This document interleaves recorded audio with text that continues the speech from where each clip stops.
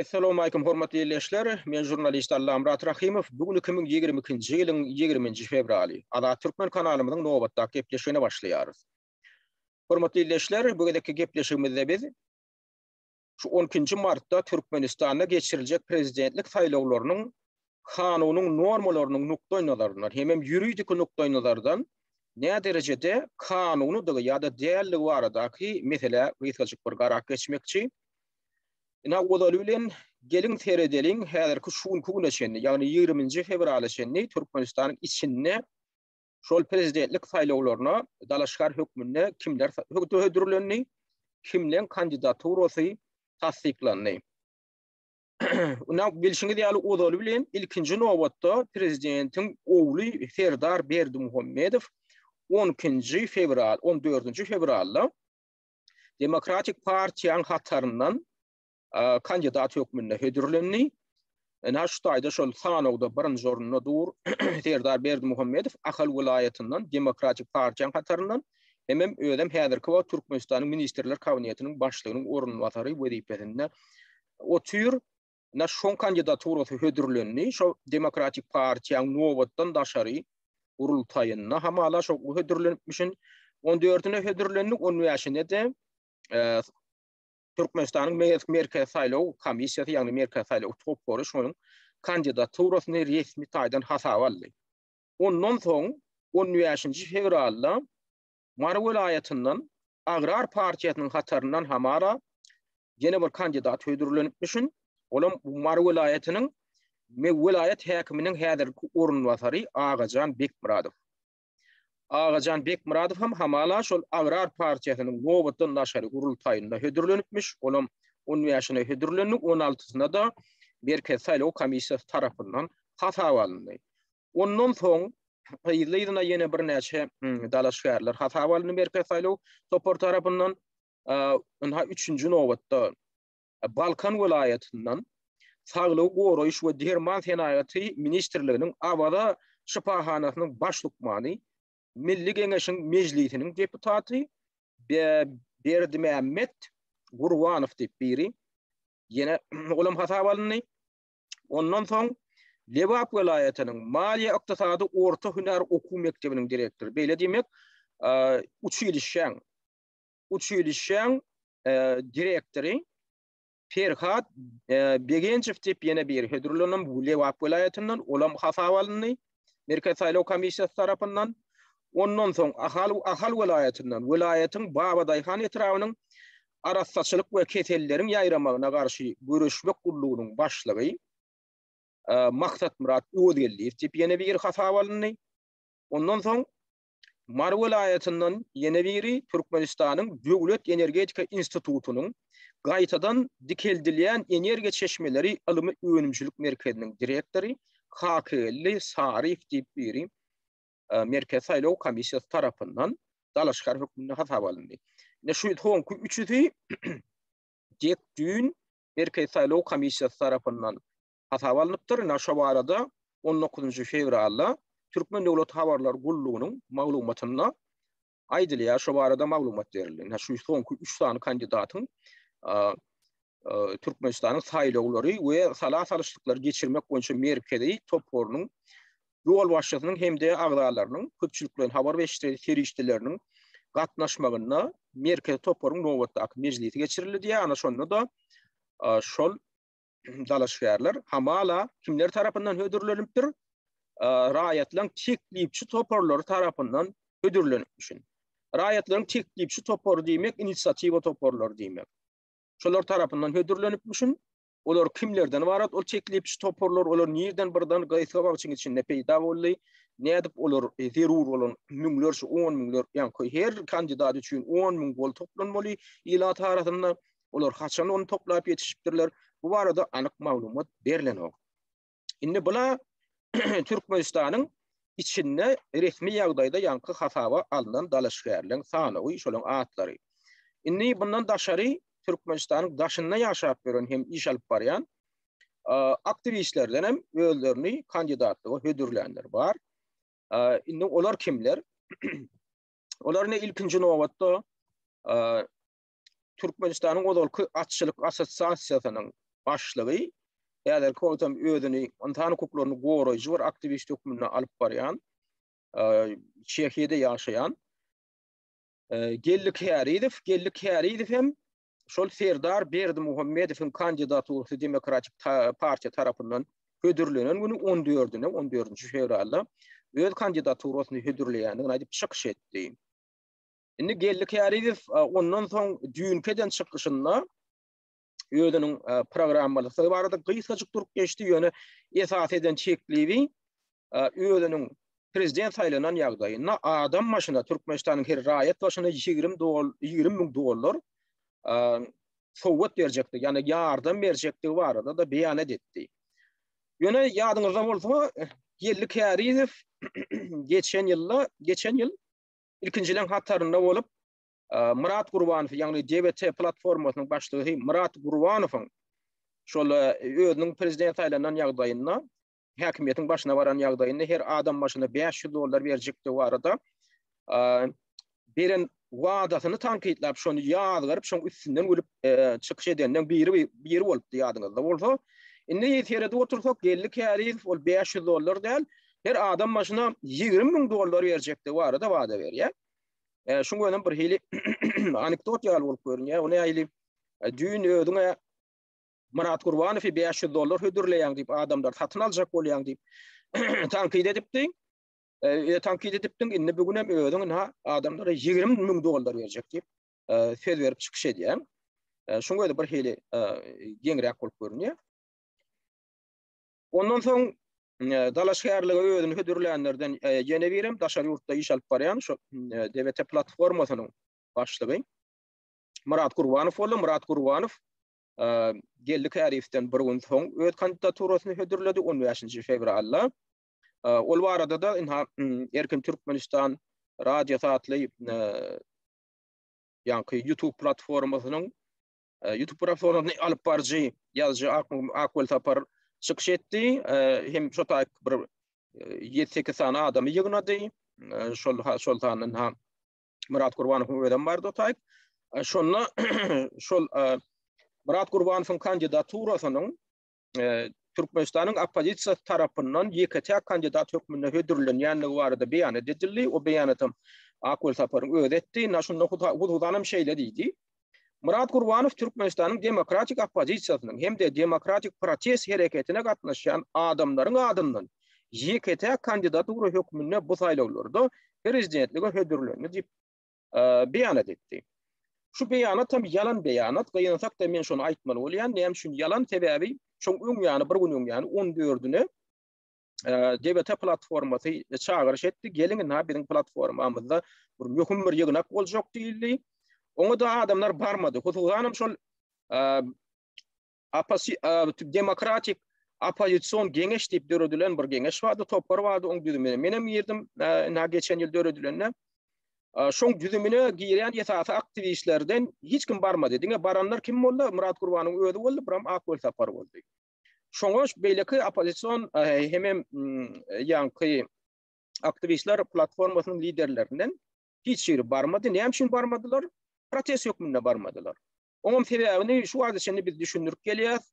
Oňam sebäbi şol Murat Gurbanowyň özüne bir sekretar hökmüne tutunan şol ýa-ni wekili var. Şo beýan eden. Şoň hereketi bilen baglanşykly. Inni emma biriň barmadygymy da garamadan opozisiýaň dürli platformalaryň, aktivistler dürli platformalaryň hiç wekiliniň şoňa barmadygyna garamadan bular on wäşine yalan maglup beýan etdiler. Hamala şo taýda hamala barpdyrlar adamlar Türkmenistanyň demokratik opozisiýasynyň wekilleri bar. Şonu hem demokratik protest hereketine gatnaşan adamlar barpdyrlar. Ende şolaryň köpçülik bolup tesir etmişin hamala hem ýekete kandidatura hökmünde de Murat Gurbanowyň kandidaturasyny tasdiklamışlar, hödürläpmişler. Indi men şunu näme üçin aýdýan? Käbir biriň ýyldaşlarymyz aktivistler hem ay Allah Murat aga şu zatları şu yalanny aýdyp oturmasaňyz adamlar ruhdan düşürürler. Ýurdun içindekiler hem ýurdun daşyndakiler hem umyt bilen opozisiýa seredýärler. Seden bilen edip beren bu pysy bujuruny aýtsaňyz olaram ruhdan düşür zat diýip menden haýyş edýärler da. Men şolongum haýyşyna düşünemmek. Birinciden men ılalaşamak olan edýän haýyş bilen, ikinciden men düşünemmek. Näme üçin? Bir de özümi de Türkmenistanyň häkimetleri tarapyndan edilýän pasyfyzurlyklaryň üstüne açyp, şolary tanqidlap çykyş edip gelýär. Üstesine ne taýlawlar bilen baglanşykly galplaşdyrmalaryň bardygyny aýdyp gelýär. Ine Berdimuhammedowyň özüni geçen ýylyna kandidat ödürläp deputatlyga kanuny bozup, tehleri galplaşdyryp deputat saýlanmagy, soňra Milli Geňeşiň ýokurky palatasynyň başlygy hökmüne özüni şeýdip saýlatdyrmagy, üstesine ozalky geçen taýlawlardan nähil galplaşdyrmalaryň bolanlygy barady. Bir de ýygy derli çykyş edip gelýär. Indi şolar ýal galplaşdyrmalary da daşary ýurtdaky özlerini opozisionerler, aktivistler diýip atlandyrýan adamlar arasynda bolýan biz näme üçin oňa göz adamlar özüň pikir edin. Şu taýda daşary ýurtda intek ellerine häkimlik ýokka, ellerine hiç ygtyýarlyk ýokka, şolar ýal galplaşdyrmalary, şolar ýal ýalana, kezzaplyga ýol berip oturan bolsa adamlar, ertek gün şolar Hudaý saklasyn, şolar häkimiýetiň başynda baraýsalar, ellerine şäksiz ygtyýarlyklar alan ýagdaýynda bular ondan näme etjekler? Ine bular ýüzüňize basyp özlerini görüp oturýarlar. Beş oýygyna barmadyk. Protest hökmüne barmadyk. Emma şo ýygyna biz baran ýaly edip gurrun edýärler, ýüzümize basyp bizim gözümize seretip ýalan söýleýärler. Ine adamlar diýe geldiler, adamlar golladylar, ýeke kandidatura hökmünde de Murat Gurbanow gollady diýip ha şoň sekretary wezipesini ýerine ýetirip oturan adam aglan edýär. Özüni onjuk mutaýfy alyp bara özleginde Sapar Murat Niýazowyň şahsiýet kulturyny döreden belli şahsiýetler boldy. Niýazowyň ýüzüne seredip, halkyň gözüne seredip ýalan söýlen adamlar boldy. Ay arkadarymyz, aýynha biziň şam çyragymyz, anha biziň türkmen başymyz, sizi bütün türkmen halky gollaýar. Bütün türkmen halky size ses berýär. Enha siz hemme tarapda 100% ses alýaňyz. Sizi 100% türkmen halky gollaýar diýip ýalan söýlen adamlar boldy. Onjuk Mutaýew, Murat Garriýew diýilen ýaly. Şo taýda Niýazowyň şahsiýet kulturyny döreden, Berdimuhammedowyň şahsiýet kulturyny döreden belli adamlar boldy. Şolaram ýalan söýlediler. Şolaram halkyň sesini galplaşdyrdylar. Halka ýalan maglumat, dünýä jemgyýetçiligine ýalan maglumat berdiler. Indemne şuň kugune daşary ýurtdaky opozisiýa arasynda da şolar ýaly onjuk musalar peýda bolan otyr. Halkyň gözüne seredip, biziň ýüzümize seredip ýalan söýläp otyrlar. Bolmadyklary boldy diýip otyrlar. Maňa da diýerler şo barada gepleme diýerler. Näme üçin geplemeler?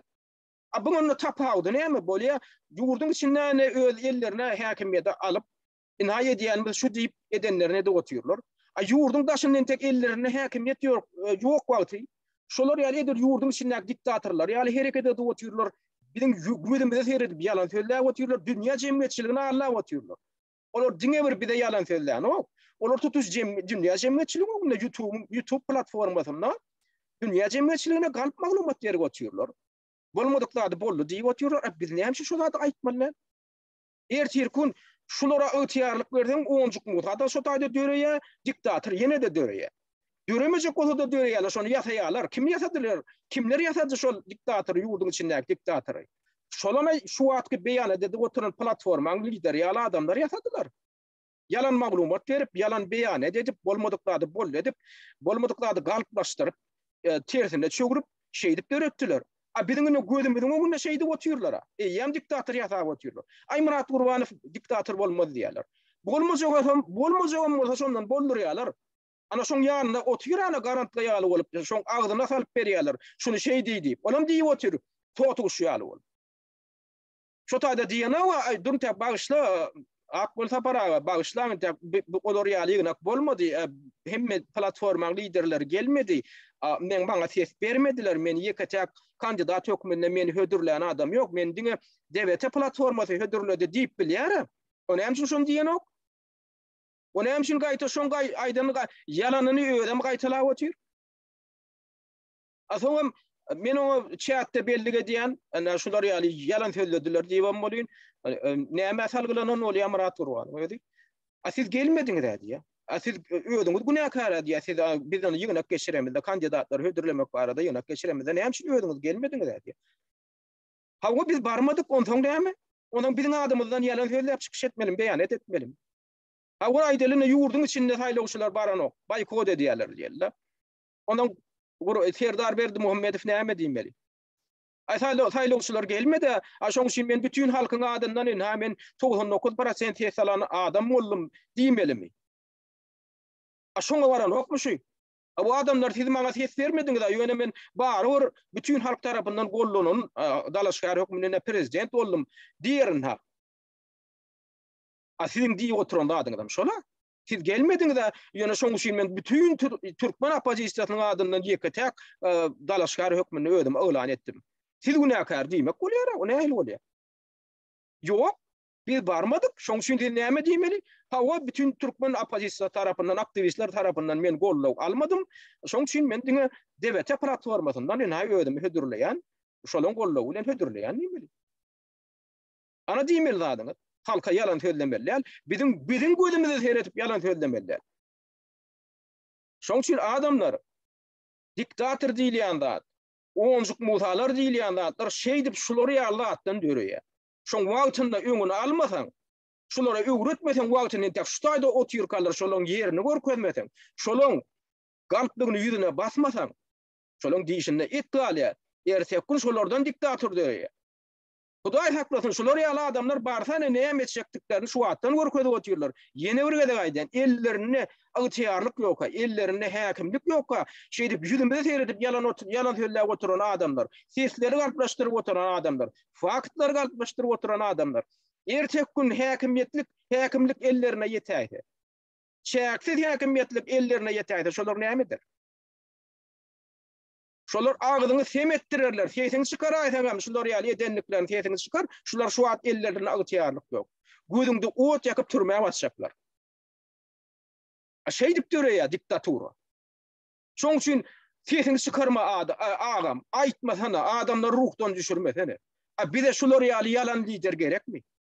Adamlar ruhdan, adamlar bizden näme edip ruhlandyrmaly? Yalan bilen ruhlandyrmalymy?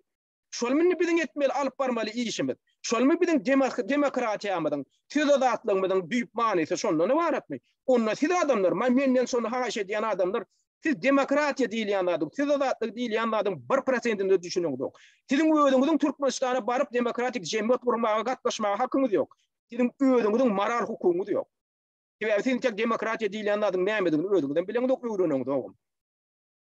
Gaýta şu arada bir zat diýjek bolsa da şoň sesini temettirjek bolýar. Şonu aýtmasana diýip. Onu yalan bilen biz ruhlandyrmaly adamlar bolýar. Yalan bilen adamdan gollawyny kazanmaly, yalan bilen Türkmenistanyň içine barmaly, yalan bilen ýene de Türkmenistanyň prezidenti bolmaly. Bular şeýlemi? Yalan söýläp, şu zatlar, şu faktlar galplaşdyryp. Ertek gün onuň şolar ýene gözüňde ot ýakjaklar. Nomer 3-nji, nomer 4-nji, nomer 5-nji diktatorlar boljaklar şolar. Ertek gün şolar bilen başyňdan onjuk muta bolup iýiljekler. Propagandaçylar ana otyr. Ağzına salıp berýär, bolmadyklady, şunu diýýär. Olam diýip otyr. Oýnatýaly. Olam näme görkezip otyr, ertek gün ana şolar ýaly onjuk mutalar şonu dolandyrjak. Oňa öz kellesinde pikir boljak däl. Ağzına salyp berjek, şunu. O yalanam bolsa diýip, olam diýip oturjak. Biz şonu görýär. Şolar ýaly şahsiýetlermi, şolar ýaly häsiýet bilen barmalymy häkimiyet başyna. Men şu bagışlaň ony şu atlar diýmeli bolýar. Olmasa biz Murat Gurbanow filan bir stoluň başynda oturýar. Men ýene barjak bir stoluň başynda. Biz ana demokratiýa hakyky mazy şondan barat. Şu galplyga ýol berdimi, yalan sözledimi? Aýtmaly biz. Şoň eginleşler hökümini aýtmaly. Ey, durhaw sen näme şu yalan sözläp oturýaň diýmeli. Ýöne ýerçek günüm baryp bir stoluň başynda oturmaly. Ana demokratiýa manysy. Men ýalňyş etdim, men bir ýerde yalan sözledimmi? Men bir ýerde aýagymy gyşyk basdymmy? Diýsin şolam, ýüzüme aýtsyn. Ertek gün stoluň başynda oturur. Yüz verip kapırga sıyırmalar bilir ýaly meselede. Onjuk muta dörek gelýärmi gapdalyna? Şoňa men onu almaly. Bize ýol, seňe ýol bermersiýmeli. Onjuk muta sebäpli demokratik ýeňeşiň ýeňnaklary geçen okmy? Ýüzüne aýtmaly, ýüzüne aýda otyr. Şo sebäpli ýeňeş geçen ok. Näme üçin? Sebäbi özüň onjuk muta ýalyp barýar. Bize şonu ýaly ýeňeşiň agdaty gerekmi? Gerek däl. Biziň o düşündirdi, biz näme üçin ýeňeşiň ýeňnaklaryny baramyz? Aýtdyga sen ýa-ha onjuk mutan saýlamaly bolsun, ýa-da geňeşi saýlamaly bolsun. Ama Murat Gurbanow onjuk mutan saýlady. Näme üçin? Sebäbi şoňa diýmek onda şoň göwünde ýakýar. Şeýdip göterilip özünden şahsiýet kulturyny öredip otyr onda kimdir biri. Şoňa da ýaraýar, şoň üçin şonu saýlady. Şoň üçin geňeşiň işyana ýatyp barýar. Şunu halkın göňünde aýtmaly, näme bolup berýän, kim sebäpli, näme sebäpli şol zatdan bolup berýän, onu aýtmaly, halk bilmeli. Halk ondan şondan soň saýlamaly. Halka maglumat bermän, bastyr ýötsereseň, ol halk allyk tarapyn saýlarda. Halk hakykati bilmese näme saýlasyn. Halkyň ilki hemme da gözüni açmaly, şeýdip hemme kartlary açyp goýmaly. Şondan soň halka maglumat berilen soň, ondan soň halkyň öňünde erkin saýlamagy bolan mümkinçilik döreýär. Men şoň üçin aýdyp otyryn, birazjyk kelýäňdi işlediň diýip. Men bunu ýene de men gaýtalayan adamlar, men bunu Murat Gurbanowyň şahsiýetine özümiň şahsy perçeňdämiň barlygy üçin aýdamok. Ya şoňa bir bäsleşlik edip aýdamok. Men şunadan häzirden başlap diktaturan geljekki diktaturan köklerini şuýda ötüp barýanlygyny üçin şoňa ýol bermeligi üçin aýdýar. Hem siziň hem şu işe birazjyk eserden bolup gözüňizi giňirä açyp seretmeňiz üçin aýdýar. Onu kimdir bir aýtmaly? Bolýar men ýigrenji bolaýyn häzir şu Murat Gurbanowyň öz gollugçylaryna men ýigrenji bolaýyn şoň platforma agdalaryna özüne ýigrenji bolaýyn. Ýöne hakykatyň atyrynda men şuda aýtýan. Aýtjak. Bolýar indi bula meselem ýa-ki Murat Gurbanowy tarapy bolup berýänler. Indi bul ikinji kandidat hökmünde özüni hödürledi. Bolýar halkyň adyndan şolar ýa-ki ýalan maglumat platformada gitdi ýam ana ol dünýä jemgyýetçiligine gitdi o beýanat. Üçüncü kandidat şu İstanbul'da döreden Türkiye İstanbul şäherine geçen ýylyň Tomsonda döredilen Uğud boyu jemgyýetçilik guramasyny esaslandyrjy hem şoň ýol başçylaryndan biri Nur Muhammed Anaýew edildi. Nur Muhammed Anaýew Murat Gurbanowyň öz kandidaturyny hödürlän gündüň ertesi, ýagny 16-syna eýem şu taýda Polşada, häzir Polşada otyr. Nur Muhammed Anaýew siýasy gaçmaçylygy almak meselesi boýunça şoň üçin Ýewropada ýüz tutulmaly wekilhanalaryň birem Berlinde ýerleşýär. Türkmenistanyň eger öz işiň boýunça ýüz tutjak bolsaň, şu taýda 2 tane ilçihanasy bar Ýewropaň merkezinde. Biri Berlinde ýerleşýär, Germaniýa paýtagty, beýleki hem Awstriýa paýtagty Wenada ýerleşýär. Şoň üçin arda berjek bolsaňam şu taýda Türkmenistanyň raýaty hökmünde şu taýdaky wekilhanalara ýutmaly bolýar. Şoň üçin Nur Muhammed Anaýew öz arzasyny poçtaň üstü bilen 16 fevralda şol Türkmenistanyň Berlindäki ilçihanasyna uğratdy. Ondan daşary Türkmenistanyň merkez saýlaw komissiýasyna da şoň toporuna da uğratdy. Hat görnüşinde Aşgabada uğratdy. Soňam birden o maslahat berdik, diňe bir poçta bilen uğratma, elektron hat görnüşinde de uğrat diýip maslahat berdik. Şoň üçin şoň ertesi güni 17 fevralda da elektron poçtaň üstü bilen Nur Muhammed Anaýew öz arzasyny iýerdi. Şu taýda da aýdýa bir aýdan häsere döňünseriň Nur Muhammed Anaýew tutuş opozisiýa ýa-da aktivistler adından men özüm hödürleýän diýen şol Uğud boyu guramasynyň jemgyýetçilik guramasynyň wekiller tarapyndan men hödürlendim diýip şoň adından diňe hödürledi. Türkmenistanyň Germaniýadaky ilçihanasyna. Ondan daşary öz gyýtgaçyk terjime halyna ýerleşdiripdi şu taýda suraty bilen şu taýda. Ene bular ýaly adam gerek elbetde.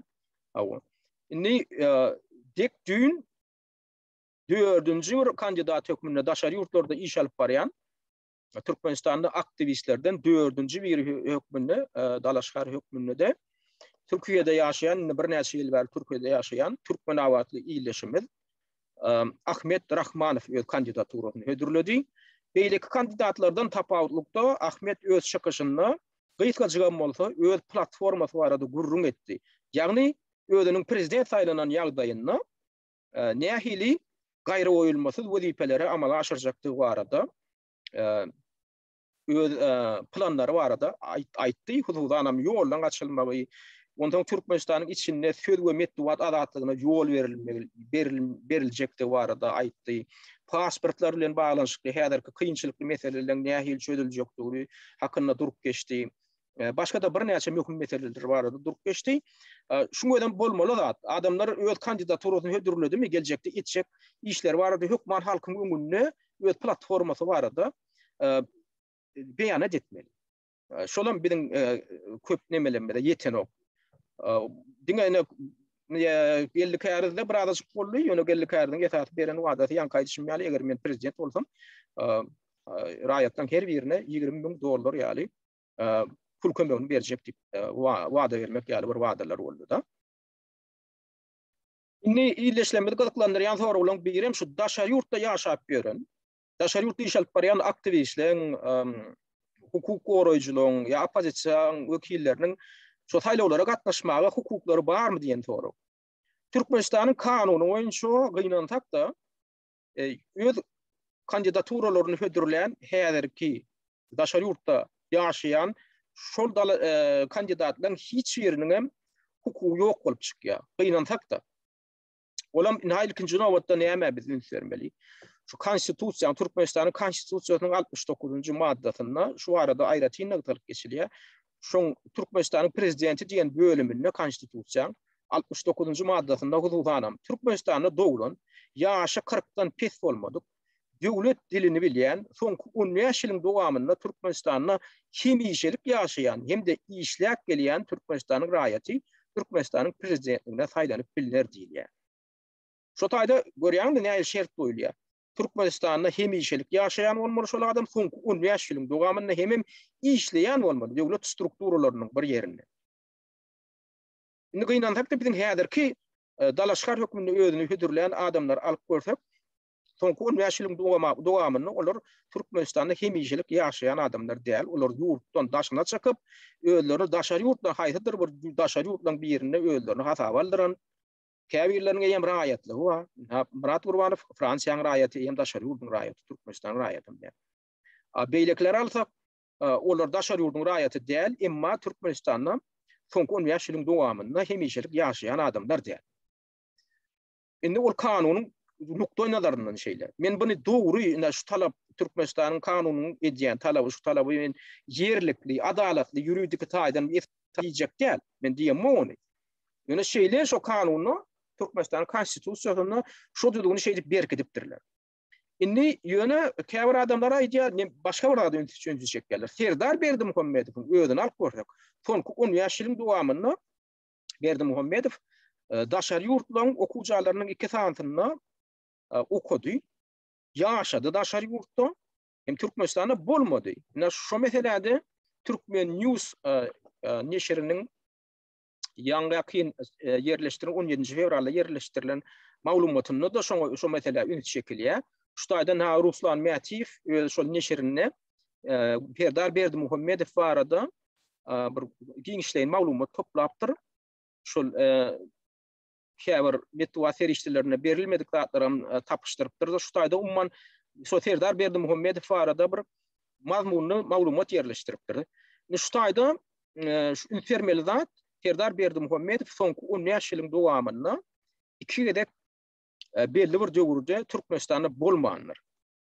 10 ýaşylyk soňky 10 ýaşylyk 2007-nji ýyldan bäri döwür aňlady. Indi seredin Serdar Berdimuhammedow 2008-nji 2011-nji ýyllar aralygynda Orsiýetde Moskwaň daşary işler ministrliginiň ýanyna diplomatik akademiýa diýip okuwjagy bar. Şunu okapdyr ilke 3 ýyllap. Ondan soň 2011-2013-nji ýyllar aralygynda 2 ýyllap Jenewada, Şweýçariýada ýanky howpsuzlyk meselesi barada ýürüýte bir teatr merkez bar, şoňa okuwjagy bar. Şonu Ýewropa we halkara howpsuzlyk meselesi boýunça diýär spesialist hökmünde okuw geçdi. Şu taýdan diplomatdyr. Diýmek Jenewada ýaşaýan bolsa, 2 ýyl okuwan bolsa, diýmek Türkmenistanda bolmandyr. Ya da Moskwada 3 ýyl okuwan bolsa, şu taýda da ýaşapdyr. Netijede 3 ýyl Türkmenistanda bolmandyr. Diýmek soňky 10 ýaşylyň dowamynda Serdar Berdimuhammedow 5 ýyl Türkmenistanda bolmandyr. Diýmek onu Serdar Berdimuhammedow häzirki saýlawlara dalaşgar hökmünde gatnaşmagy haky ýok Türkmenistanyň konstitusiýasynyň normasy boýunça. Ýöne bu taýdan bir zady bakan alap bilerler. Şonu pikir etdim, eger şoňa tutsalar, şu barada basyş görkezseler, Türkmenistanyň häkimetleri näme jogap berer? Ya Serdaryň özüne näme jogap berer? Olaň diýjek zady näme? Şu döwürde Moskwada okuwan döwründe hamala Serdar Berdimuhammedow Türkmenistan'ın Moskvadaki ilçihanasynyň maslahatçy hökmünde işläpmişin. Resmi ýagdaýda şo taýda hamala şol işläpmişin. Şo taýda ilçiň maslahatçysy. Şu taýda orçça maglumatda aýdylýar.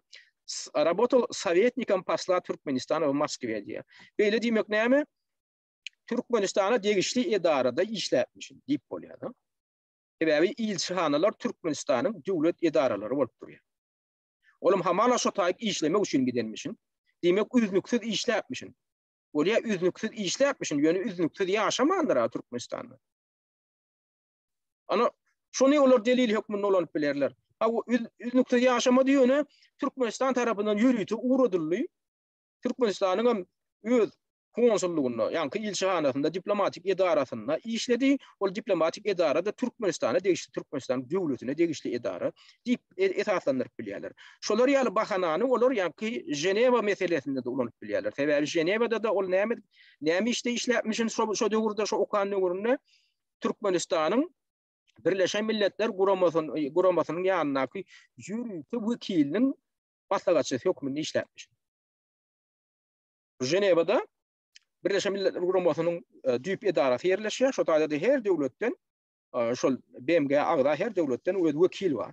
Şoňam wekiline maslahatçylyk edenmişin Serdar Berdimuhammedow. Şo ýürüti uğradylanmışyn işlemek üçin şo taýda Türkmenistan tarapyndan. Okanda da ýöne şoň işiniň daşyndan okapmışyn. Ana şonu bahana alap bilerler. Olam ýöne bahana boljak. Emma hakykatynda eger aýdalyna Türkmenistanyň daşynda biznes etip beren adamlar bar. Olaň firmalary, olaň guramalary Türkmenistanyň içinde hasap alınýar. Şolar ýaly telekeçiler bar. Daşary ýurtda ýaşap beren. Olar näme üçin onu gatnaşdyrmalar, şolar gatnaşma haky ýokmy? Eger häzir şolar gatnaşjak diýseler, şonu bakanalap şolary hasap almadylar. Näme üçin? Aýdalyna Türkiýede ýaşap ýörün. Türkiýede şirket edýär. Bolýa ýöne men öz Türkmen içinde hasap alynan firma adyndan men gitdim o taýda. Şo taýda men biznes bilen meşgullanamda Türkmenistanyň içindäki öz ýanky firmamyň adyndan gitdim diýilýär. Şonu esaslandyryp bilýärler. Ýöne şolary kabul etmediler. Men 100% men kepir geçbilýär. Bula meselen bir dawal taraplarynyň biri. Inni kanun nuktalardan ýene bir başga tarapyna teredi. Inni şu Türkmenistanda şu häzirki geçiriljek prezidentlik saýlawlarynyň möhleti gılan edilen, haçany gılan edildi. Şu Milli Geňeşiň 11 fevralda geçirilen maslahatynda gılan edildi. Şeýlem, şonda bellenildi iň bolmanda şu 12 martda prezidentlik saýlawlarynyň geçiriljekdigi aýdyldy. Ýöne şu arada Milli Geňeşiň özi. Milli Geňeş diýmek näde Türkmenistanda parlament. Parlamentken iki tane üýe bar, içinde ýokarky halk maslahat diýilip atandyrylýar, aşaky öýünde mejlis diýilip atandyrylýar. Şol Milli Geňeşiň mejlisinde karar kabul edilendigi hakynda 12 fevralda Türkmen Döwlet Habarlar Gurulugy ýörüýte maglumat berdi. Ýadyňyzda bolsa, Türkmenistanda 12 martda prezident saýlawlary geçiriler diýip maglumat çykdy şu taýda. Ine şu taýda TDH we Türkmen Döwlet Habarlary diýip Türkmenistanyň öz resmi habar gurulugy bar. Şolam maglumat berdi. 12 fevralda da Türkmenistanda saýlawlar prezidentlige saýlawlar geçiriler. Hemen şu barada da ýörüýte Milli Geňeşiň karar kabul edendigi hakynda resmi maglumat 12 fevralda çykdy. Ýönünde seredin. Şoň üstüne basýan şu habaryň bolýan. Indi çykan okşon aýrypdyrlar Türkmen Döwlet Habarlar Gurulugynyň. Şunu adam geň bolup görünýär. Näme üçin Milli Geňeş şular ýaly karara geldi diýip ilki beýanat şol resmi maglumat berýär Türkmenistanyň resmi habar agentligi, soňra ýerden şu habar aýyrýar.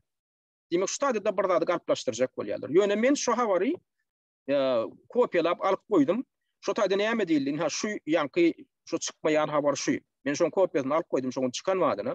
Şu taýda näme diýilýär? Türkmenistanyň konstitusiýasynyň 81-nji maddasyna Türkmenistanyň saýlaw kodeksining 86-njy maddasyna laýyklykda Türkmenistanyň Milli Geňeşiniň mejlisi karar kabul etdi. Şu taýda Milli Geňeşini şoňa jogapkar bolup durýar.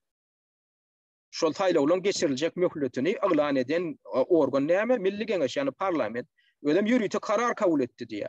Şu arada da 12 fevralda, 11 fevralda diýil adamlar seredin. 11 fevralda maslahat geçdi, ýöne karar dolu tasdiklanmady. Şu karar haçan güýje giripdir? 12 fevralda güýje giripdir. Şu arada da TDH bir de habar verdi. Resmi namana ayklıkta Türkmenistan'ın prezidentinin saylovları 2020 yılın 10 Mart'ında şenbe günü geçirirler. Inni şunu häzir näme düşünürgizleýärler, olaň matlabyny täp düşünmek kyn. Ýöne bu taýda kanun bozma bar. Onu men häzir düşünýärem, näýerde kanun bozma bar? Inni şu arada soň 10 fevralda Türkmenistanyň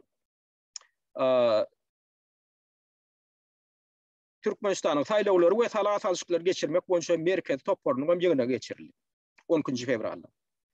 Inni resmi ýagdaýda şol saýlaw komissiýasy, merkez saýlaw komissiýasy bolýar-da, şol merkez saýlaw komissiýasy 10 martda hakykatdanam saýlawlaryň geçirilejekdigini şutaýda aýdýar. Şu barada kararı da Milli Geňeşiň mejlisinde gelinendigini aýdýar şutaýda ýokurda. Milli Geňeşiň karary bilen 2020 ýylyň 10 martynda prezidentlik saýlawlaryny geçirmek bellenildi diye. Inni şoňa ýyndan teredim, ýöne resmi ýagdaýda saýlaw kampaniýasy 14 fevralda başlanypdyr. Şu barada ünslerin erkek saýlaw komissiýasy şeýle diýär.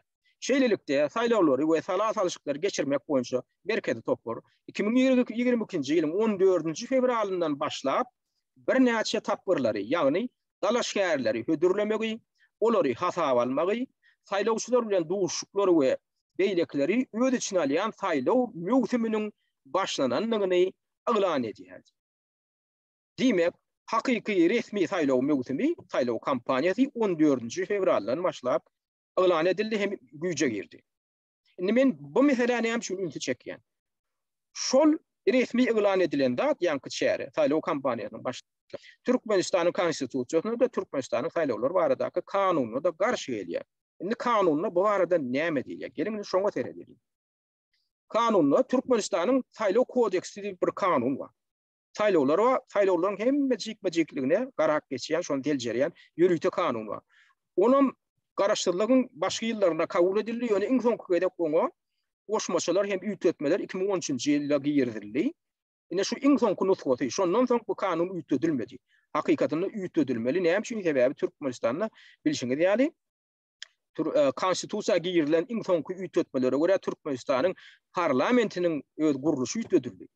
Ýagny bu taýda olarky kanunyna ýöne mejlis diýilip alınýan bolsa parlament indi ol Milli Geňeş boldy. Oňa içinde 2 tane öýü bar, 2 tane palatat bar.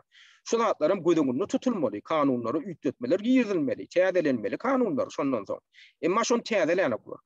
Şol taýda Türkmenistanyň saýlawlary baradaky kodeksine de üýtetme giýirilmedi. Iň soňky üýtetme 2013 ýylda giýirildi. Bolýa, ýöne şu kanun heniden bir güýjünde. Indi şonu şu saýlawlar geçirmek baradaky möhlet barada näme diýilýär? Şoň 44-nji maddasynda dalaş şäherleri hödürlemegiň tertibi diýilen bölüminde şoňa min aşagyna 3-nji bölümde näme diýilýär? Dalaş şäherleri hödürlemek saýlawlara 60 gün galanyna başlanyp 30 gün galanyna tamamlanýar. Ýene bir gede gaýtalýan ünsüren adamlar şoňa. Şol kanunyň 44-nji maddasynyň 3-nji bendinde näme diýilýär? Dalaş şäherleri hödürlemek saýlawlara 60 gün galanyna başlanýar, 30 gün galanyna da tamamlanýar. Indi saýlaw kampaniýasy resmi ýagdaýda 14 fevralda aglan edildi. Merkez saýlaw topar tarapyndan. Şondan başlabam dalaş şäherleri hödürlemek prosesi başlandy. Ünslerim 14 fevralda başlanan bolsa şol dalaş şäherleri hödürlemek kampaniýasy diýmek fevral aýym 28-nde gutorýar. Diýmek 14 fevraldan 28-ne çenli 14 gün bar. Soňam saýlawlaryň geçiriljek gününe çenli ýene 12 gün bar, martyň 12-sine çenli. 14-üň üstüne 12-ni goşýar, 26 gün bolýar. Bular 60 gün möhlet 60 gün öňünden aglan edilmeli zady 26 gün öňünden aglan edilýär. Kandidatlary hödürlemek prosesi kampaniýasy saýlawlara 60 gün galanyna başlanmaly. Türkmenistanyň ýanky saýlawlar barada kodeksi boýunça. Bular 26 gün galanyna aglan edýärler. Indi şu günden başlap 14 fevraldan başlap dalaş şäherleri hödürlemek kampaniýasyna başlap bolýar, adamlaryny hödürläp bilýär. Şoňam hawa hasap almak işem şundan başlap başlanýar diýip aglan edýär. Ine kanun nirde bozulýar. Beýle diýmek näme diýmek? Häzirki aglan edilen prezidentlik saýlawlarynyň öz geçirilişi kanuna bütününe karşı. Kanuna bütününe karşı geliyor. Eýen bir ay alanna, saýlawlara bir ay alanna dala şäherleri hödürlemek işi tamamlanmaly. Buların tek bir aydan hem az wagt alanna dala şäherleri hödürlemek işine ýaňy başlaýar. Şonu ulan et. Kanun boýunça soň ýene bir aýlap şo dala şäherlere näme möhlet berilýär? Şolaryň ne? Hödürlenni, ondan soň telewizionyada, radioda, gazet jurnallarda çykyş edip bu adamlar öz platformalaryny halka hödürläp başlamaly. Özler bile turup halkyň göňüne debat etmeli, diskussia etmeli, öz platformalaryny hödürläp bir tankid etmeli. Demokratik döwletlerce şonu ýaly edilýär. İlki ay kandidatlar hödürlemek üçin möhlet berilýär, ýa-ni kanun aýdylýar. Ondan soň şol ýa-ni dala şäherler arasynda çekişmeler gurulmaly. Olam Türkmenistanyň telewizionyasynda, radiosynda, gazet jurnallaryna açyk beýan edilmeli. Hemmetine de jeň derejede wagt berilmeli. Efirden ýa-ni habar ferişdelerine. Ondan halkyň göňüne çykyp olary näme düşündirmeli? Meni saýlan ýagdaýynda men näme üçin bu kandidatdan artykmaçlygym nämeden ibaret? Şonu olar subut etmeli. Ýöne bu taýda häzir nähil bolar, geçenki taýlawlardaky olara garant beýal oturmaly. Esasy kandidatam Berdim Muhammedow bolmaly, ýa-ni kakaty bolmaly, näme ogly bolmaly. Diňe şoňa esasy orny bererler, ha görersiňiz. Hiç ýyl çekişme bolmaz. O dala şäherler diýmek näme? Şu kandidatlaryň arasynda çekişme bolmaly. Olar özlerini halka hödürläp, öz garşydaşlarynyň kemçiligini görkezmeli. Näme üçin? Sebäbi hem öz artykmaçlygyny görkezmeli. Beýle kandidatlar bilen dalaş eden ýagdaýynda men artykmaçlygym nämeden bar? Olayna kanun bozulmalyň ýene bir görnüş. Inni ýene nähili kanunyna çaprarlyk we gapma garşylyk bar. Türkmenistanyň saýlawlar baradaky ýa-ni kodeksiniň şu kodeksin inni 3-nji maddasyny seredin. 3-nji maddasynyň 2-nji bendine üns berilýär. Näme diýilýär? Türkmenistanyň raýatlarynyň haýsy millete degişlidigine, teniniň reňkine, jansyna, gelip çykyşyna, emlak hem wezipe ýagdaýyna, ýaşaýan ýerine, diline, dine garaýşyna, syýasy ygtykadyna, haýsy partiýa degişlidigine ýa-da hiç partiýa degişli dälligine garamadan olaryň saýlanmaga we salat-salşyklara gatnaşmaga hukuklaryny dünýäde gyýçaklaýyn şäklendirmek gadagan edilýär. Indi men esasy ültü çekşek bolýanlarym şu meselede ýaşaýan ýerine. Şu diýär Türkmenistanyň prezidentligine dalaş etjekmi ýa-da milli geňeşine dalaş etjekmi? Şol adamyň diýär dinine, ýaşaýan ýerine de garamadan şol adamyň saýlawlara gatnaşmagy hukuky şäklendirilip bilinmez diýär. Bolýan ýaşaýan ýerine de park goýmaly däl bolsa, bolýan aýdaly men Türkmenistanyň raýaty. Men häzir daşary ýurtda ýaşaýan. Diýmek şo kanun boýunça men ýaşaýan ýerime de park goýmaly däl kanun boýunça. Türkmenistanyň merkez saýlaw komissiýasy men hökman hasaba alaýmaly. Sen daşary ýurtda ýaşapdyň, plança wagtlap diýmäge haky ýok ýa-ni kanun boýunça. Sebäbi ýaşaýan ýerine de diýip park goýmaly. Esasy talap edilýän näme? Türkmenistanyň sen raýaty bolmaly, biram 40 ýaşdan geçen bolmaly. Emma bular häzir näme diýär? Türkmenistanyň öz konstitusiýasynyň içindäki şol madda we öňe görkezden ýanky madda. Şuday feredin. Bu taýda Türkmenistanyň konstitusiýasynyň 69-njy maddasynda bir zat diýilýär. O diýär Türkmenistanda diýär hemişelik ýaşan bolmaly. Asoň ýa-ni saýlawlar baradaky kanunyň 3-nji maddasynda da diýär ýaşaýan ýerine park goýmaly. Şeýlelikde bir-birine garşy gelýär. Konstitusiýa 69-njy maddasynda hemişelik ýaşamak talap edilýär. Saýlawlar baradaky kodeksin 3-nji maddasynda da ýok ýaşaýan ýerine park goýmaly. Şeýlelikde ýa-ni kanunyna kazus dörýär, gapma garşylyk dörýär. Bir-birini inkar edýän bölekler bar. Olam bulaşıklık dörýär. Indi ýene bir kanun bolma seredil. Şok kodeksin saýlawlar barada kodeksin 4-nji maddasy saýlawlary we salat-salşyklary bellemek diýilip atlandyrylýar. Şoň 6-njy bendini üns berilýär. Saýlawlar we salat-salşyklar adatdan daşary ýagdaýy ýagdaý döwrüne geçirilmeýär. Adamlar ünslerin ýene bir gelek. Saýlawlar we salatçyklar adatdan daşary ýagdaý döwrüne geçirilmeýär. Türkmenistanda häzir nähil ýagdaý dowam edýär. Pandemiýa bilen baglanyşykly karantin ýagdaý dowam edýär. Bulam adatdan daşary ýagdaý. Elbette Türkmenistanyň häkimiyetleri aýdyp bilerler, biz resmi ýagdaýda adatdan daşary ýagdaý düzgünlüğini giýermedik, biz resmi ýagdaýda onu aglan etmedik diýip bilerler. Emma iş ýüzünde häzirki dowam edýän ýagdaý adatdan daşary ýagdaý döwrü şu. Näme üçin? Türkmenistanyň içinde adamdan erkin gatnawyna ýol ýok. Türkmenistanyň daşyna girip çykmak mümkinçiligi ýok. Häzir erkin Türkmenistanyň daşynda häzir resmi bolmadyk hasabaty görä, statistika görä adamdan 1,5 milyon ýaly Türkmenistanyň raýaty ýaşaýar. Olaň ýurdun içine gelmek mümkinçiligi nähili? Asla bütünle diýilen ýaly gadagan. Häzir baryp ýurdun içine men baryp saýlawlara gatnaşjak diýsem, ses berjek diýsem, ýa öz kandidaturam hödürüljek diýsem, ýol ýok. Eýsem bu adatdan daşary ýagdaý dämi? Ya Türkmenistanyň raýatlarynyň da bolýany daşyna ses berjekler raýatlary. Aşolara dowal derejede şert öredilýär. Türkmenistanyň ilçehanalary, konsulluklary saýlaw uçaşdyklaryny ses bermek üçin açýarlarmy? Açykdyklar hakynda häzir hiç il maglumat berenoklar. İlata daşary ýurtdaky ilata maglumat berenok, şolaň nirde ses bermäge mümkinçilikleri boljak. Şo barada hiç il maglumat ýok, diýdiler. Şoň üçin men geçen köpleşimde de aýtdym, raýatlaryň öýleri häzir aýagalygyna jaň etmeli. Türkmenistanyň daşary ýurtlardaky ähli diplomatik edaralaryna, konsulhanalaryna, ilçehanalarına jaň edip soramaly, gazyklanmaly. Siz saýlaw uçaşdygyny açýarmy, döredýärmi? Bir ses bermäge barjak. Açam yok diýse açdyrmaly. Ola bir tarapy, ýöne ikinji tarapdan.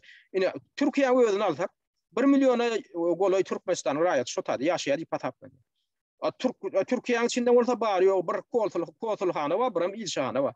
Şolar ýetişjekmi şol giden adamlara mümkinçilikler ediljekmi? Ses bermäge. Elbette ýetişjekler, elbette mümkinçilikler ediljekler. Şolar hatda birinciden aýtýak, olaň saýlaw uçaşdygyny aşagy gumany. İkinciden açaýan ýagdaýynda 700 000 tane raýatyň şo taýyp baryp ses bermegine mümkinçilik boljakmy? Elbette boljak däl. Onça mümkinçilik onu iki tane ýöne merkezde döredip bolanok. Şoň üçin ol konsulhana bilen ilçehana näme etmeli? Häzir Türkiýeň häkimetleri bilen gepleşip bir giden uçaşdyklar döretmek üçin şert döretmeli. Otime ýa konsullugyň ýa-da ilçehanyň territoriýasynda açmak bilen şäklenmeli. Saýlaw uçaşdygyny Türkiýe hökümeti bilen gepleşip geçirip bir giden onlarça gerek bolan yüzlerce tane saýlaw uçaşdygyny döretmeli. Sebäbi o taýda giden bir milyona golay Türkmenistanyň raýaty ýaşaýar. Ana ýene nähili kanuny bozmalar ýüze çykyp otýar. Şulam kanuny bozmak adamlar Türkmenistanyň raýatlaryna şert derediler, ses bermäge. İkinciden hem ýan kaýdyşylýaly. Adatdan daşary ýagdaý şäher dowam edip dur, emma saýlaw ulan edilýär. Türkmenistanyň ýan saýlaw kodeksi boýunça gadagan adatdan daşary ýagdaý dowam edip duran ýagdaýyna saýlaw geçirilmeliler. Indi Türkmenistanyň saýlawlary barada şu kodeksinde kanunlaşdyrylan ýöne bir kanun ýene barada ünsürelim. Kanunlaşdyrypdyrlar ýöne bir kanun şol. Türkmenistanyň şu saýlaw kodeksiniň 22-nji maddasy merkez saýlaw toplaryny döretmek diýilip atlandyrýar. Merkez saýlaw toplary diýmek merkez saýlaw komissiýasy. Merkez saýlaw komissiýasynyň borjy, ygtyýarlyklary nämeden ibaret? Merkez saýlaw komissiýasy şol dalaş şäherleri hasaba esasan şu hasaba almak bilen şo meşgul bolýar. Şo merkez saýlaw komissiýasy ruhsat berse, seni hasaba alınýan, ruhsat bermese de alynok. Ol merkez saýlaw komissiýasy sana arz arap bilýär. Islenlik bir bolgusy zat üçin, oňun jok zat üçin sana arz arap sen kandidaturan kabul etmän bilýär. Şolar ýa möhüm rolu bar. Hemem saýlawlary geçirmek prosesini şolar ýola goýmaly, şolar gödäwçilik etmeli, şolar jogap berýär. Şu kanuny laýyk geçirilmeli. Kanun bozmalara da şolara ýol berip bilýär. Näme deýnise galplaşdyryp bilýär. Inni şu merkez saýlaw komissiýasyny kim döredýän eken? Merkez saýlaw komissiýasyny Türkmenistanyň prezidenti döredýär. Terediňine 22-nji maddaň 1-nji bendinde näme diýilýär? Merkez saýlaw toplary Türkmenistanyň prezidenti tarapyndan Türkmenistanyň raýatlarynyň hataryndan başlygyň orunbasarlaryndan katipden we 10 agzadan ibarat düzümde döredilýär. Bir adam Türkmenistanyň prezidenti şon döredýär. Sen ýöne ýygyna daýdylan bolýar, heret. Merkez saýlaw toporunyň başlygy mejlis tarapyndan tasdiklanmaly. Başlygy saýlayan prezident ýöne parlament hamala şonu tasdiklamalymy. Parlament tasdiklamajak bolup gördün hani prezident ödürledi şo merkez saýlaw komissiýasynyň başlygyny. Hani şonu tasdiklamajak bolup gördün. Ödünde ot ýakýar, onuň bilip otyrlar. Diktator rejimde bir adam şeýdi. Ýöne şuňa ölen bir kanunlaşdyrylan bir kanun var. Gödüňe getirin prezidentin ogla häzir dalaş edýär. Şonu hasaba almaly adamlaram prezidentin öz saýlawy. Ýeketek özi saýlaýar şonu. Şo tutuş komissiýanyň agzalaryna şol hödürleýär. Şo saýlaýar, başlygyna şo hödürleýär, ona parlamente tasdiklatdyrýar. Adamlar bir akylyna sığmajak zat by. Prezident häzir kol. Hemme döwlet ýol başçysy. Hemme premier ministrin wezipesini ýerine ýetirýän adam hökmünde tutuş ýerine ýetirji häkimiýete kontrolly edýär. Şoň ýol başçysy hökmünde. Ondan daşary geçen ýylyň martynda Milli Geňeşe ýagny parlamente özüni kandidat hödürläp deputat boldy, kanuny bozdy, konstitusiýany bozdy. Deputat bolmaga haky ýok prezident. Üstesine ýokarky palataň başlyklygyna taýlatdyrdy, ýani halk maslahat diýilýän organa taýlatdyrdy. Olam bir kanun, Türkmenistanyň konstitusiýasy ýol beren ok. Olun ya kanun çykarjy häkimiýet diýmek bolýar parlament. Oňa agalyk edip otyr. Kanun çykarjy häkimiýeti elally, ýerine ýetirjy häkimiýeti elally, hemem geçen kepleşikden de aýdyşmaly. O судьяларам öýde prokurorlaram öýde saýlap otyr. Ola ýem sud häkimiýetine elally. Hemme şol häkimiýetiň, döwlet häkimiýetiniň 3 sany şahatynyň 3-ýetinden eýeledi. Muňa üstesine saýlaw organyny elalany eken ödem kanunlaşdyryp saýlaw organy saýlawlara jogap beren iň esasy organ Türkmenistanyň ýanky saýlaw komissiýasy. Onam saýlayan ýeketäk öýde eken. Şeýlelikde bir absolut karol bolla, absolut monark diýmekli aňa ýöne de däl, absolut hemme ýaraklar ödeline alan adam bolup otyrar. Şuňa ödem bir kanun, şo konstitusiýaň şo düzgünlügi ýerden adamlar hemme bir saýlaw kodeksiniň şo düzgünlügi ýerden adamlar jenaýet edip otyr. Oňa haky ýok ýanky düzgünlügi ýerden. Indi kanunlaşdyrylan bir kanunçylygyň ýene bir görnüşi. Ola men ha Türkmenistanyň ýanky saýlawlar kodeksiniň 46-njy maddasynda ünseriň raýatlar toporlary tarapyndan Türkmenistanyň prezidentligine dalaşgarlary hödürlemegiň tertibi diýär. Şoňa birinji wendine ünseriň raýatlar topor tarapyndan Türkmenistanyň prezidentligine dalaşgar hödürlenende ol saýlawçylaryň adyndan 10 000 golu bilen gollanmalydyr. Şunna Türkmenistanyň etraplaryň we etrap hukukly şäherleriň 3-den biriniň her birinden gollaryň sany adyndan 300 bolmalydyr. Ünseriň adamlar bir de näme diýmek bolýar? Naýdaly siz daşary ýurda çykdyňyz. Innem Türkmenistanyň içine barıp bilen dok. Şu adatdan daşary ýagdaý täzeple barıp bilen dok. Ýani kaýdyşmaýaly ola kanunyň bir düzgün bozulmagy bolýar. Adatdan daşary ýagdaý täzeple häzir Türkmenistanyň 10 000 100 000 şaraýaty Türkmenistanyň içine girip bilen ok. Kandidat ödürläp bilen ok içinde. Indi oňa bir ýol beren ok. Türkmenistanyň ýanky kanunyna boýunça ýol bermeli da ýol beren oklar. Bu häzirki häkimiýetler. Şoňa garamazdan hem saýlaw ulan edýärler. Indi oň üstesine de ýanky kanunyň ýanky bölümi näme talap edýär? Şol ýa özüni hödürlejek adam 10 000 sany gol toplap diýär şoň esasynda hödürlenmeli. 10 000 sany adamyň gollugy bilen. Aslyn näme tapşyk 10 000 sany? Oň üstesine ol diňe 10 000 sany adama däl. Üstesine şonuň gollap gol çeken adamnyň 3-den 1 bölegi vilayetlerin Türkmenistanyň etraplarynyň 3-den 1 böleginiň wekilleri bolmaly. Şuňa ünseriň ştaýda şunu diýär Türkmenistanyň etraplaryň, etrap hukukly şäherleriň 3-den 1-iniň her birinden ne gollaryň sany adyndan 300 bolmaly. Şunu men düşündireyim, bir azajyk düşünmedi kynrak da. Aýdaly Türkmenistanyň 44 sany häzir etrappa, 44 etrappa häzir. Şonu biz 45 diýip tegelek däwalalyň. Näme üçin sebäbi şonu biz onuň 3'e bölmeli. Indi özüni dalaşgar hödürlän adam aýdaly Fransiyada bolsun, Amerikada bolsun Türkmenistanyň bir raýaty özüni dalaşgar hödürlüyor. Indi şol hödürläp bilen ok näme üçin? Şoňa Türkmenistanyň raýatlarynyň 10 biňsiniň gollugy gerek. Ol özleri gol çekip şonu gollan bolmaly. Ol adamlaram biz näme etmeli? İtiraplara bölmeli. İtiraplara nähil bölünýär? Biz itiraplaryň özüni, şo 45 tane itiraby 3'e bölýär. 10 ýaş itirap bolýar. Şol 10 000 tane adamdan 3'ten 1 bölegi adamdan şu 10 000 tane adamın wekilleri adamdan diye Türkmenistanyň itiraplarının diye üniversiteniň wekili bolmaly. Şol adamdan 10 000 tane adamlar şeýdip itiraba bölüp alanda, Türkmenistanyň itiraplarını bölüp alanda şolaň sany aýdaly 13 tane ya 10 tane itiraba degişli bolsa şolar. Onda bolanok. Şolardan adamdan niye her itirapdan ödem terendim 3'e bölüngde ne 40 ýaşy 3'e bölýär aýdaly 15 sany itirapyň wekilleri diýeli. Ýöne şolaram diye 300 bolmaly. Her itirapdan adamdan 300 adam bolmaly. Şol 15 sany itirapdanam her itirapy alanda şol gol çeken adamlaryň 300 adamdan her itirapdan bolmaly. Şu 15 sany itirapyň hersinden adamdan 300 adam bolmaly. Sen onu näde tapşyk daşary ýurtda ýaşap ýören bolsaň, senem Türkmenistanyň içine de goý beren oklar.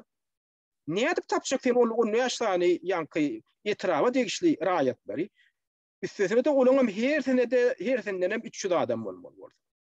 Jemalangda da şolaň tanam 10 000 bolmaly.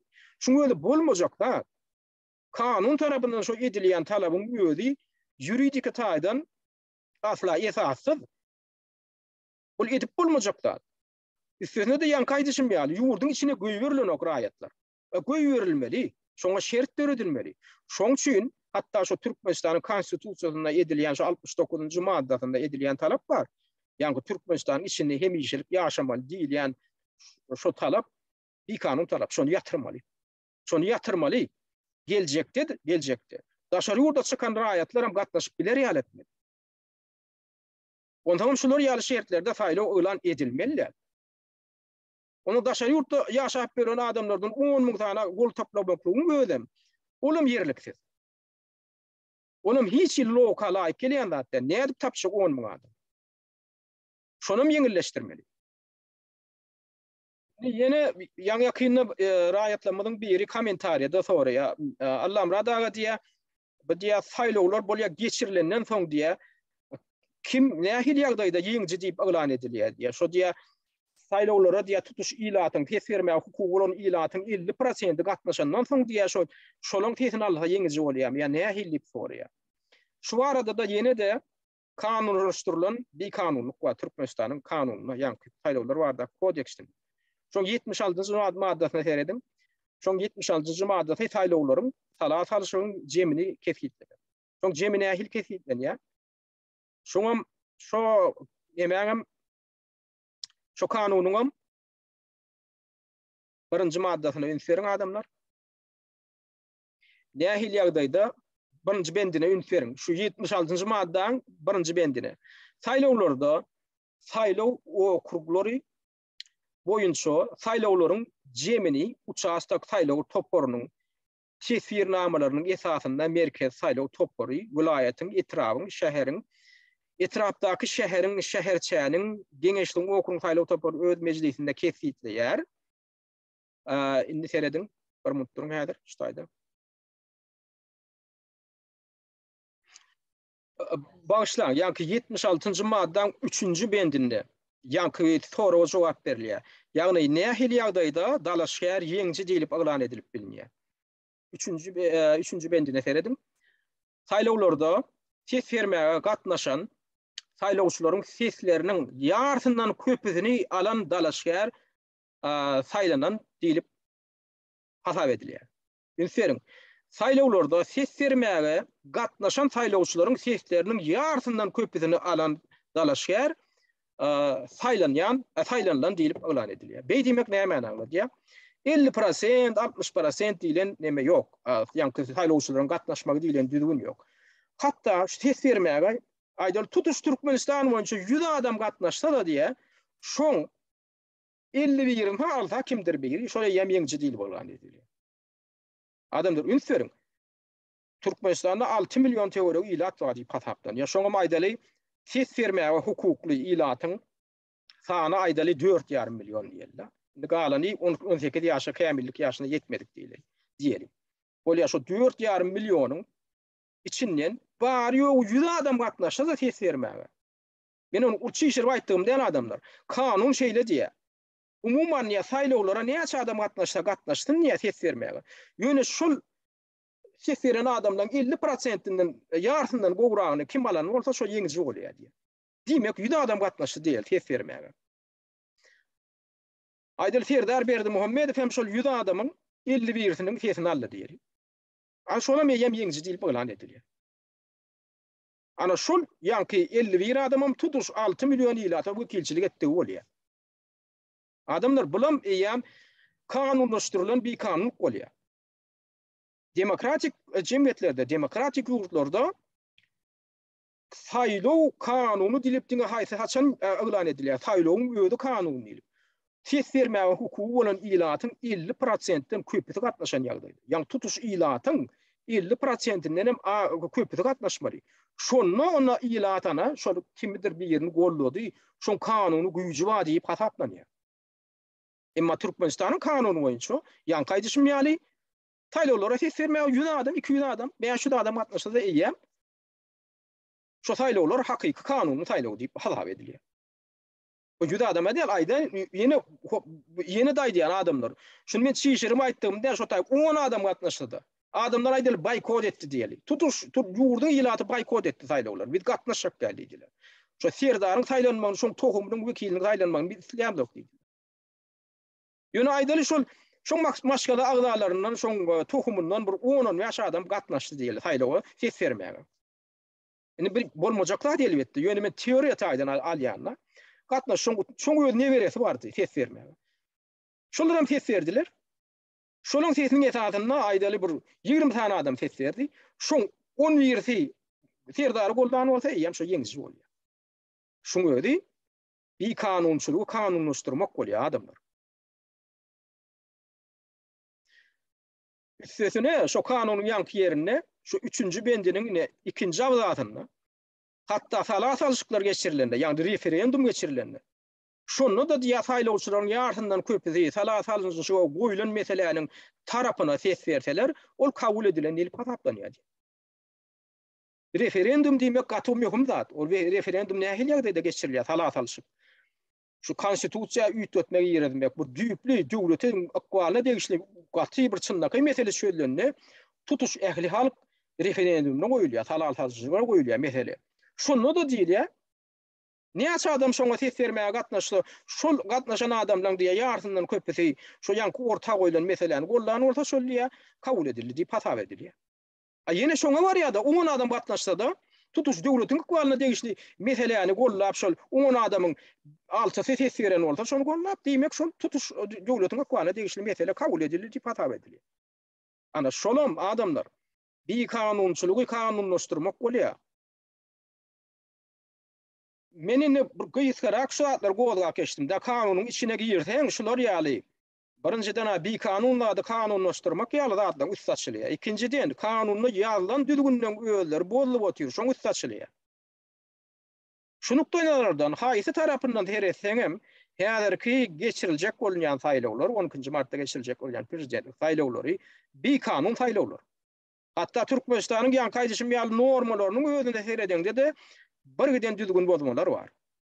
Şoň üçin ýagny Nur Muhammed Anaýew öz kandidaturasyny hödürletdik da şol haturadan şo hatlaň bir ýerini Türkmenistanyň baş prokuraturasyna uratdy öz arzasyny.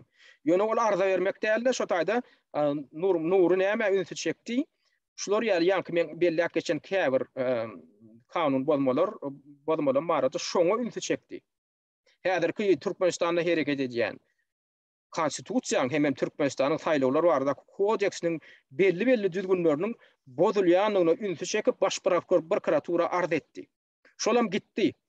Şon Türkmenistanyň içinde şo taýta girip şonu goýup berdiler. Şo aňyrda Türkmenistanyň içinde gäbir adamlar şo arzany baş prokuratura ýeter ýal etdiler.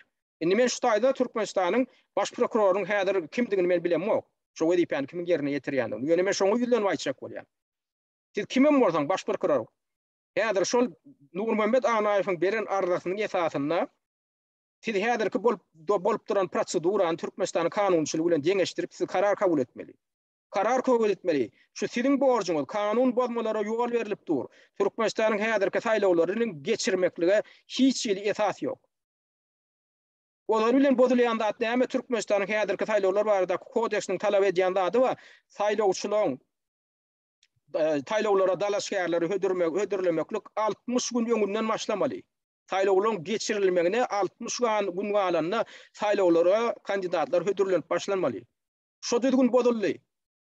Saýlawlara dalaşgärleri hödürlemeklik 26 gün öňünden elan edilýär. Saýlawlara geçirilmegine 26 gün galanda. Eýem şoň esasynda baş prokuror haýdan haý şu saýlawlaryň geçirilmek prosedurasyny togsadyp şu saýlawlaryň iň bolmany möhledini ýa-da tüýşürmeli, geçiriljek möhledini aprel, may aýyna tüýşürmeli. Iň bolmany şonu etmelisiz. Häzir siz şonu etmeseňiz, siziň öýüňiz kanuny bozduňyz bolýar. Geljekde siz jogap karşyga çekilersiňiz.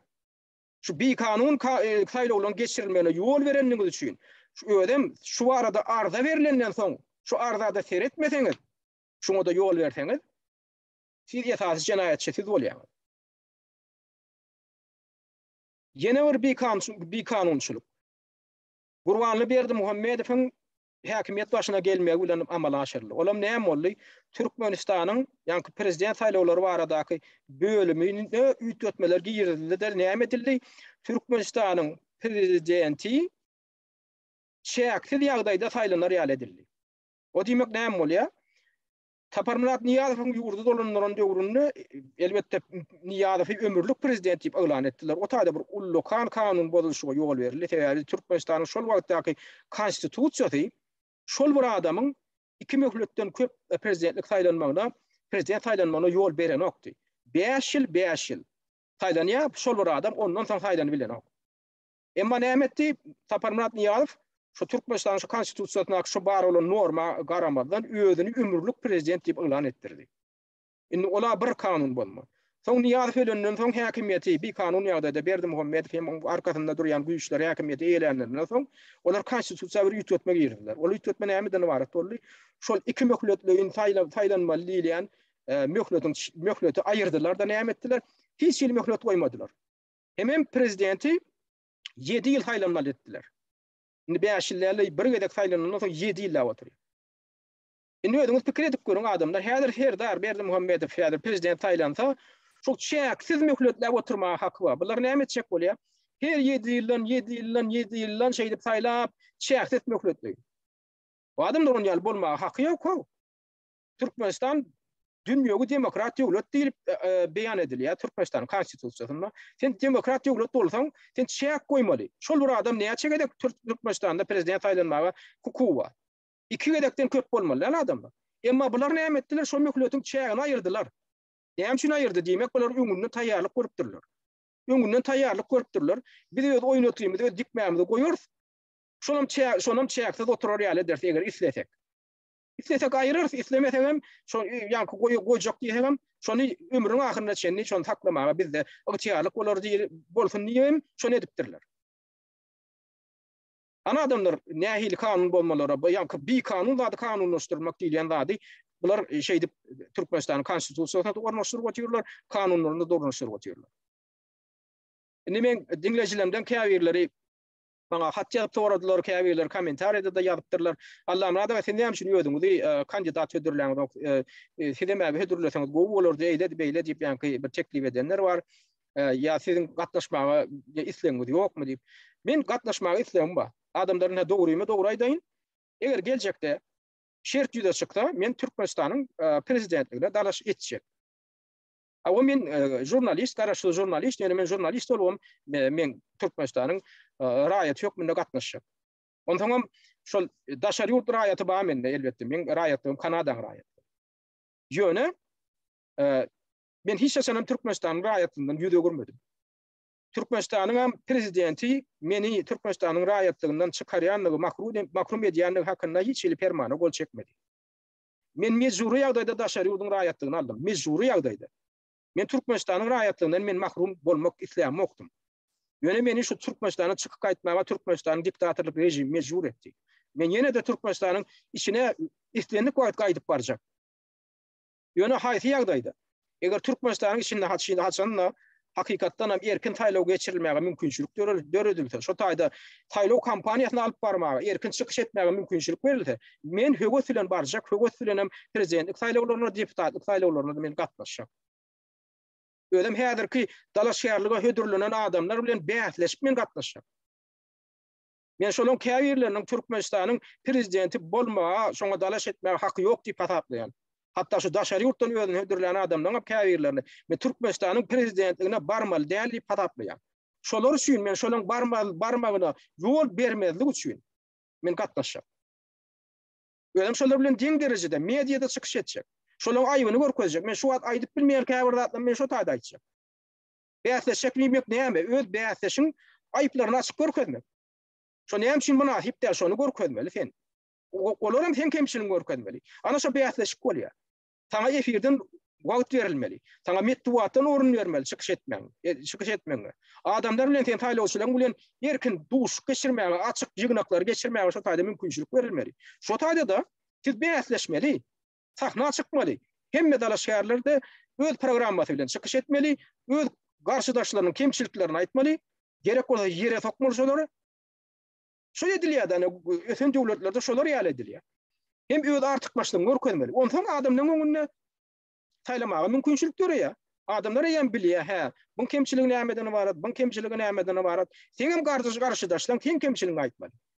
Netijede sen halky, haýsy kandidat halky köp onandyryp bilse, özüniň halk üçin hyzmat etjekdigini tuğut edip bilse, görkezip bilse, şolam prezident bolýar, şolam halk bolýar. Ana şolam edilmeli, ana şolar ýaly şertler ödülen ýagdaýyny elbetde onu biz arzu edip bileriz, arzu etmäge hiç kim bile gadagan edip bilmeli.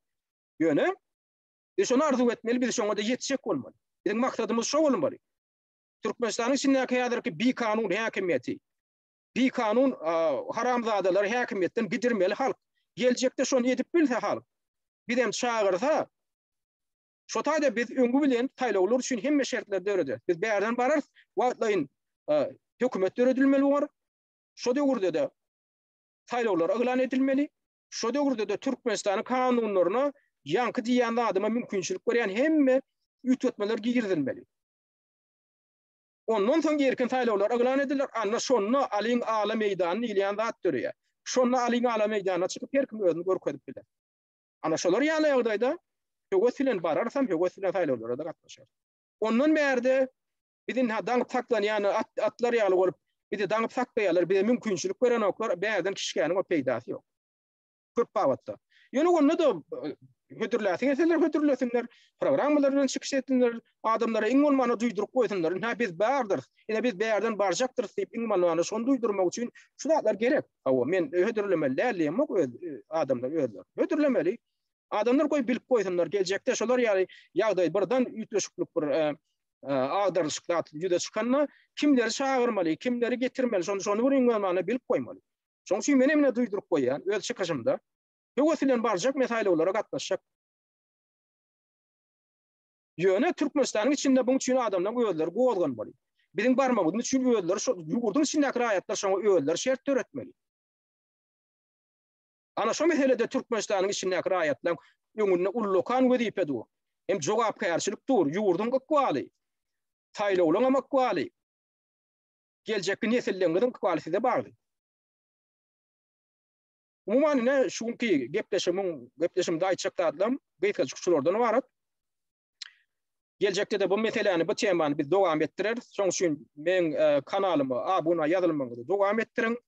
Tanışlyk bilişleňizi bilen paýlaşmaňyzy dowam etdiriň. Gerek bolsa laýyk görüň, islemeseňiz laýyk goýmaň. Kommentariýa ýazyň, öz pikirleriňizi ýazyň. Erkin kanundan çykman adamlar, kemsetmän adamlara söwmän, öz erkin pikiriňizi beýan edin konstruktiw ýagdaýda. Ana höwet bilen gollaýar. Şuňlukça da ünselip diňläniň üçin köp sag bolun.